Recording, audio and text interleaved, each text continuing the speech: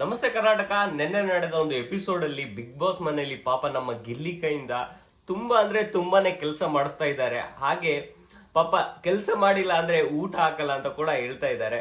So ಅದೇ ಆದ್ಮೇಲೆ ನಮ್ಮ ಗಿಲ್ಲಿ ಅವರು ಪಾಪ ಟೇಬಲ್ ಒರೆಸ್ತಾ ಇರ್ತಾರೆ. ಅದೇ ಟೈಮಲ್ಲಿ ಏನಾಗುತ್ತೆ ಗೊತ್ತಾ, ಅಶ್ವಿನಿ ಗೌಡ ಅವರು ಕಾಲ್ ಮೇಲೆ ಕಾಲ್ ಹಾಕೊಂಡು ಕೂತ್ಕೊಂಡಿರ್ತಾರೆ. ಅದೇ ಟೈಮಲ್ಲಿ ಪಾಪ ನಮ್ಮ ಗಿಲ್ಲಿ ಅವರು ಟೇಬಲ್ ಒರೆಸ್ತಾ ಇರ್ತಾರೆ. ಆದ್ರೆ ಅದಾದ್ಮೇಲೆ ಏನಾಗುತ್ತೆ ಗೊತ್ತಾ, ಇದೇ ಒಂದು ಕರ್ಮ ರಿಟರ್ನ್ಸ್ ಆಗುತ್ತೆ ಅಶ್ವಿನಿ ಗೌಡ ಅವರಿಗೆ.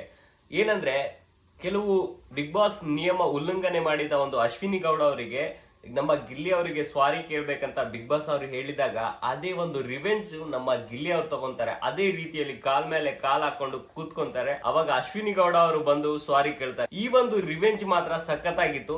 ಇನ್ನೊಂದೇನಂದ್ರೆ ಇಷ್ಟ ದಿನ ಅಶ್ವಿನಿ ಗೌಡ ಅವರು ಹತ್ಬಿಟ್ಟು ಗಿಲ್ಲಿ ಜೊತೆ ಗೆಲ್ಬೇಕಂತ ಪ್ಲಾನ್ ಹಾಕಿದ್ರು. ಆದ್ರೆ ಇನ್ ಮುಂದೆ ಹೊಸ ಒಂದು ಪ್ಲಾನ್ ಹಾಕಿದ್ದಾರೆ. ಅದೇನಂದ್ರೆ ಇವತ್ತು ಅಶ್ವಿನಿ ಗೌಡ ಅವರು ಹತ್ಬಿಟ್ಟು ಎಮೋಷನಲಿ ಡ್ಯಾಮೇಜ್ ಮಾಡ್ಬಿಟ್ಟು ಅವ್ರ ಜೊತೆ ಗೆಲ್ಬೇಕನ್ನೋ ಒಂದು ಪ್ಲಾನ್ ಮಾಡಿದ್ದಾರೆ.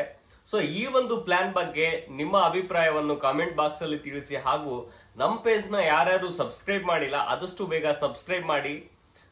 ಧನ್ಯವಾದಗಳು.